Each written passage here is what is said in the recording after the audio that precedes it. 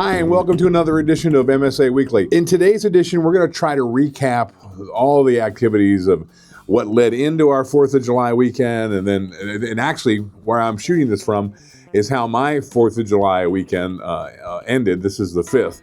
This is Sunday. I'm at Oak Ridge Baptist here in Salisbury. This is the broadcast room where I mix from every Sunday morning. So I ended up my weekend here. Outside of the events that got canceled because of the weather, because of the extreme heat, we still had 10 events that we completed over the weekend. And I can't say enough about how proud of our team I was that they were able to keep going in this extreme heat and pull off these back-to-back events. Bethany Bandstand, I guess, was one of the early events. We had events there all weekend. So started off at Bethany. A precursor to the 4th of July was a dance event that we did in Cambridge. Dancers, Inc. had their national competition at the Hyatt in Cambridge, and that was a sound, lighting, and video event for us. That went extremely well, and it looked great. I was very proud of that event. That finished and then led right into other 4th of July events. I couldn't get to all of them and shoot video because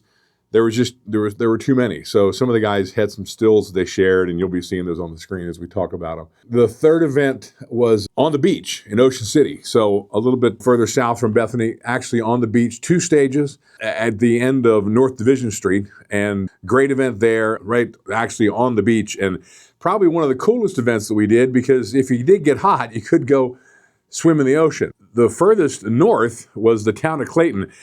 We noticed there was a few events that we did this year that were early. The town of Clayton did their event early, started with a parade, and started like 11 o'clock in the morning, was supposed to be done at 1. They actually cut it short and got it done about noon because of the heat. But that was the stage with our own Mark Johnson was playing in the band. His band, Plead the Fifth, was on stage. So you can see Mark here playing sax with his band, and we provided the sound, lights, and the staging for that. The event that I was at this weekend was the old-fashioned Sussex County July 4th, held at the Georgetown Speedway. Years ago, the centerpiece fireworks event in Sussex County was at Delaware Technical Community College. They had a campus-wide event. It kept growing every year.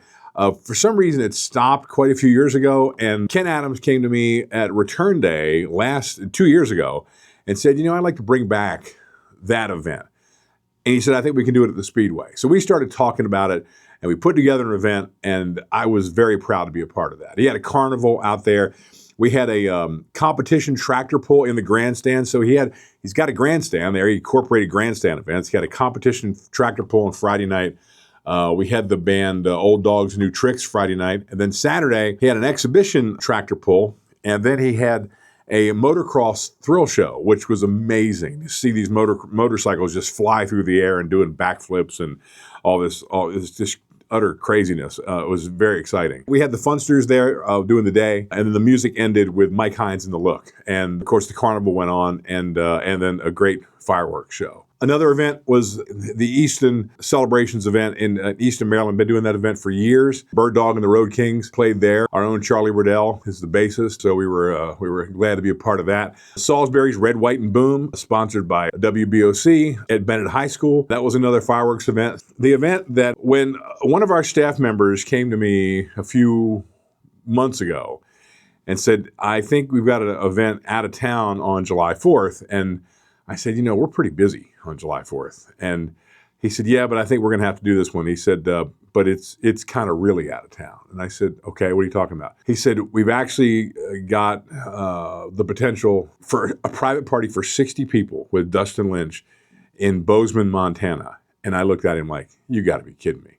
There's no way we'll be able to pull that off on the 4th of July. Well, John Hanberry on our staff actually made all the arrangements, worked that out, and we had a crew there, sound, lights, staging, backline, power, the whole 9 yards.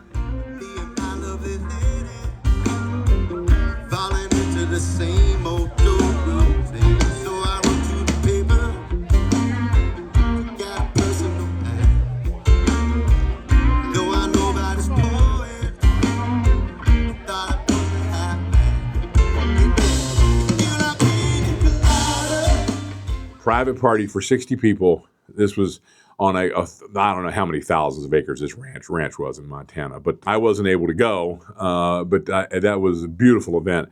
And I was really proud that we were a part of that. So that's just that's 10 of the events that actually came that we actually pulled off. One of the few things that happened this year, it's rare that we ever are sold out, but we were at capacity. We had everybody working, all the guys in production were working, and not only the production crew, also members of our integration team were also doing production events.